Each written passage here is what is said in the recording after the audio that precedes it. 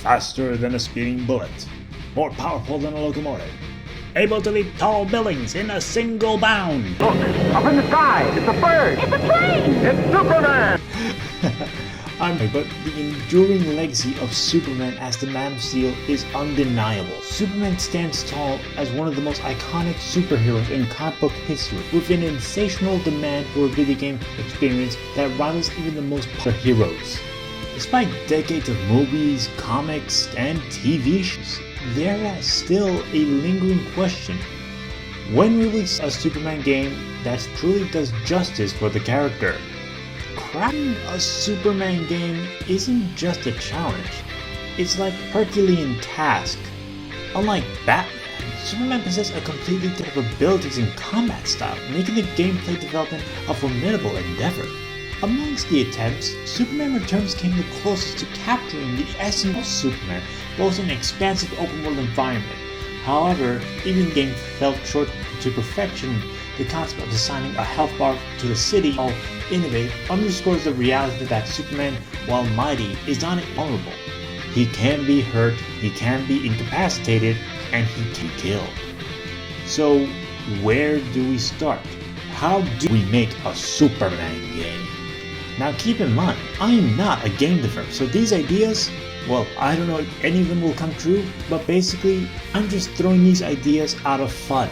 Whether someone will take these ideas for good use, well, surprise me. Okay, let's get back to the topic. Let's start with the elephant in the room, Project Blue Steel. In 2008, Factor 5 embarked on creating a Superman game, but alas, it made unfortunate demise due to financial constraints. Despite its cancellation, a glimpse of its potential emerged.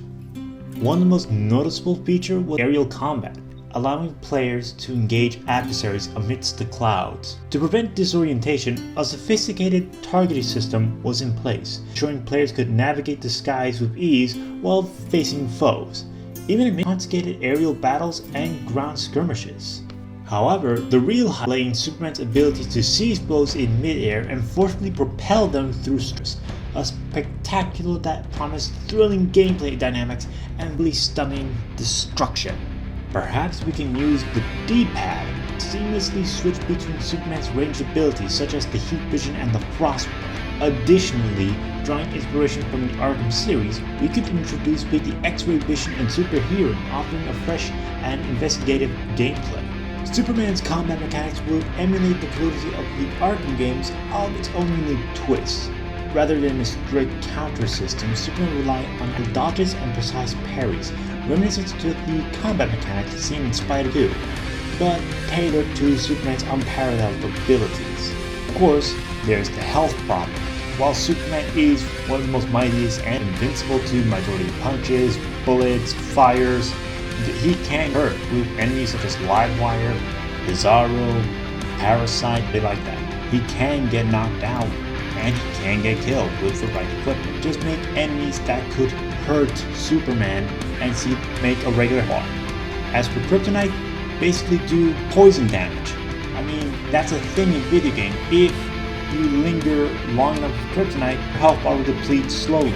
One of the most exhilarating aspects of Superman Returns was the sensation of super speed. Whether I'm traversing on the ground or soaring sky, the sheer velocity was awe-inspiring.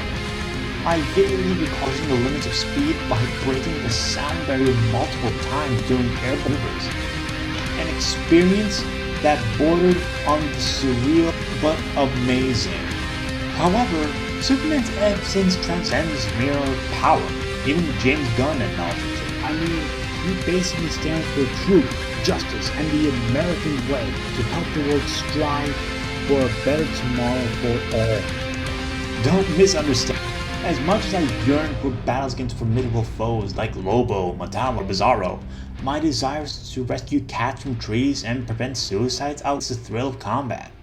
Those who dismiss this emotional depth of a solo game fail to recognize the capacity of poignant moments, such as the mission in Spider-Man 2 known as Howard. In this mission, Spider-Man isn't confronting villains but fulfilling a final request, embodying the genuine kindness and compassion. This exemplifies the type of Superman should embody, a commitment of selfless acts driven by empathy and goodwill. Consider this for a storyline. Picture a scene Superman amidst a grand celebration in Metropolis to the monumental festivities depicted in Action Comics 1000. However, this jubilant atmosphere takes a somber turn when Superman confronts arch nemesis Lex Luthor, donning his formidable war suit. In a shocking twist, Luthor suffers a stroke during the confrontation, prompting Superman to swiftly rush him to the hospital. Mr. Luthor, you had a seizure. Has this happened to you before? My tests indicate you have a rare form of blood poisoning. Impossible. Remember that chunk of kryptonite you carried around for years? What about it? Kryptonite only affects you. Actually, we're finding that it can affect humans too, but only if they're exposed over a long period. This is your fault. All of it. What's the treatment? Radiation? Chemo? Unfortunately, there is no cure. Then find one. Price is no object. I'm sorry. There's nothing I can do. It's terminal. Lex Luthor is transported to Stryker's Island. He is surrounded by a rogues gallery of Superman's most notorious adversaries: Metallo, Bizarro, Toyman, Livewire, Silver Banshee, Bloodsport, Manchester Black, and Bruno Man. Amongst them is Police Inspector Dan Turpin of the Metropolis Police Force. And he shares a knowing glance with Luthor, marking all the enemies that Superman has incarcerated now share something in common. Brings a dangerous idea to Luthor. As dawn breaks Metropolis, Clark Kent heads to the Daily Planet, where Jimmy Olsen and Lois Lane await. And both of them already know that Superman and Clark Kent are the same. Amidst the morning chatter, Clark confides in Jimmy, expressing his nerves of proposing to Lois, a pivotal moment in his life. Before the station deepened, Perry White, the grizzled editor-in-chief, interrupts with a newest a story highlighting Superman's valor for an upcoming celebration. Just a deafening explosion ripped through the air, jolting Clark into action and transformed into a Superman. He streaks towards Stryker's Island Penitentiary, where chaos reigns and inmates flood to the streets as flame consumes the prison. Spotting Turpin amongst the turmoil, Superman lends a hand, then swiftly investigates the cause of this breakout. Suspecting foul play, Superman delves into the inferno, extinguishing the flames with his icy breath. Journalistic instincts kick in as he meticulously synchronizes any clues that are evident in the prison. With his superhuman senses, he analyzes detail, piecing together the puzzle of the villain's escape. You might say this is like Arkham. Hell, Batman's a detective, and Clark is a journalist. Hell, to Batman. I am an investigative reporter, you know. Journalism's dead.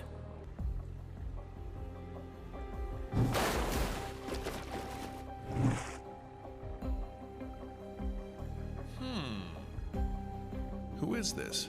He discovers that Luthor has enlisted Lobo to orchestrate a prison break for him and other inmates. Now Superman must thwart his rogues game with the help of his allies in the Superman family: Supergirl, Superboy, Steel, and Krypto the Superdog. Yes, I actually want to play as Krypto the Superdog. As they fight off against Luthor's forces, including Luthor's metallic robotic minions, Bruno Mannheim's well-armored minions of Intergang. It will be a challenge that the Super Family will not wait, and basically other foe will be around trying to get Superman's attention. From Live taking down the power plant, to Bizarro merely taking down Mach in Smallville, and many others along the way. But even these villains running around, I feel like there's something missing. We need a villain similar to Riddler. A villain who takes these challenges and somewhat annoying in some way to both Superman and the audience, but who could make that extra layer of complexity to this game. Mr. Mixius Spitlick! Mr. Mixius Spitlick! How can I forget mischievous fifth-dimensional imp? For those who are unfamiliar with the character, Mr. Mxyzptlk delights in causing chaos and mischief around Superman. Only the way to send him back is to make him say his name backward. I got a large double half-calf non-fat mocha with soy for Cliplet Sam? That's Cliplet Sim. Oh, no, wait! He was portrayed by the late Gilbert Gottfried, which adds an extra layer of comedic brilliance to the character. But even Superman Returns had this idea, making Mxyzptlk the challenge master similar to that of Riddler in the Arkham games. This is not only a good idea, but basically an irritating one that basically they wait to beat the shit out of the main villain. Now envision the game as an open world experience set across 3 distinct locations. The bustling streets of Metropolis, where you can fly around, find anybody in danger, whether rescuing cats from trees, stopping suicides, stopping fires, or even bank robberies. Our second location will be none other than the small town of Smallville. Of course, Superman will basically fly around there to see if there's anything wrong. Maybe some of the livestock ran away, and maybe he'll down a tornado. Look, hey, listen. I know that Superman 64 and Superman Returns, Superman was facing a tornado, but that's in Metropolis. This is Kansas. Literally, it's the second highest tornado warning state in all of America. It kinda makes sense for Superman to just fly in and stop a tornado before it literally wrecks down his hometown. And our last location, the Fortress of Solitude, located in the North Pole. Of course, to get in the fortress, you need the super key. Of course, inside the fortress, you can meet up with one of the robotic assistants, known as Kalex. View some of the alien animals that Superman keeps in his zoo to make sure they are preserved, and when ready, released into the wilds of space. Go to the trading room, or even talk with Jor-El. Of course, let's get back to the story of the game. The plot thickens as Superman uncovers Lex Luthor's sinister plan. To free General Zod from the Phantom, Luthor aims to construct a makeshift Phantom Zone projector using stolen components from both Starlabs and LexCorp.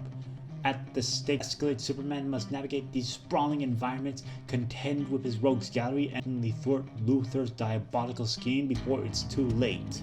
Of course, one of the more irritating parts of the game is, well, you know the Mary Jane levels? Yeah, well, we're gonna do that with Lois Lane. Conflict escalates. Lex successfully releases Zod in the Phantom Zone, accompanied by his formidable lieutenants, Vayora and Nod. In a brutal showdown, Superman finds himself overwhelmed, suffering a severe beating in the hands of Zod. With Metropolis under Zod's tyrannical rule, Lex serving as his advisor, Superman and his allies retreat to the fortress for safety. There, Superman recuperates and hatches a plan to confront both and Zod head-on. With the support of his family, Superman emerges from recovery stronger and more determined than ever. Before departing for the final battle, he shares a tender moment with Lois Lane, proposing to her amidst chaos, to which she responds with a mixture of love and concern, urging him to return safely before they can even walk down the aisle. With renewed purpose, Superman sets out to confront the dual threats of Lex Luthor and Zod, ready to claim Metropolis and restore peace to the city once and for all. Of course, it's gonna be an epic brawl in the sky between Superman and Emily, but it's gonna be a bit unfair. Well, to quote General Zod, bred to be a warrior, Captain. Trained my entire life to master my senses. Where did you train? On a farm? Indeed, the odds seem as Superman and his family prepare to face off a highly trained Kryptonian adversaries like Zod and Nod. With military backgrounds and formidable powers, that task ahead appears insurmountable. However, it's not merely luck that they rely on. Despite lacking the same military training as their Kryptonian foes, Superman and his allies are unwavering determination, indomitable spirit, and intimate understanding of their own strengths and weaknesses. They also have the advantage of working together as a team, combining their unique abilities and skills to counter the threat. Additionally, Superman's leadership and tactical is coupled with the strategic insight of his allies, provided them with a fighting chance against the formidable adversaries. While luck may play a role in battle, it's ultimately their courage, resilience, and unity that will determine their success in the face of overwhelming odds. Of course, basically they got Zod and his cronies back into the Phantom Zone, while they were served an extremely long life sentence. In a climactic showdown, Superman wears against Lex Luthor, engaging in a battle of will and as the confrontation reaches its peak, Superman manages to disable Luthor's power suit, rendering him vulnerable, and in a moment of compassion, Superman swiftly transports Luthor to a hospital for urgent medical attention, ensuring that even his greatest enemies deserves the care that's needed. With the villains defeated and justice served, Superman addresses the world, emphasizing the importance of hope and resilience in the face of darkness. He reminds that everyone, no matter how dire the circumstances, with determination and compassion, one can emerge from the shadows, much like the embodiment of hope that he presents. As the game draws to a close, basically we fly to Smallville, and we do the wedding in the Kent farm. That is possibly the most beautiful thing in Superman's history. And you might be thinking, will we have DLC skins? Of course there's going to be DLC skins for the entire Superman family. And of course the DLC story, which to me, I feel like it would follow Mongol and Warworld. Seriously, I love this craving for violence that Mongol has. And that's the entire game idea I have. Will someone take it for granted? Probably. I mean, I'm just a fan. I'm not 100% a game developer, I'm more of a creative artist. I just do these for fun. Whether or not someone in WB will actually make the game the way it should be and make sure it's not microtransactions or live service, because if it is, I specifically request that we go all out Superman Injustice on WB and fire Zapslon. A bit much, but seriously, we need a Superman game that is mostly at heart to both the story and the gameplay. Well, mostly the gameplay keeping itself balanced with the story. But nonetheless, all we can do is hope that a game for the Man of Steel will arrive. Until then, thanks for watching.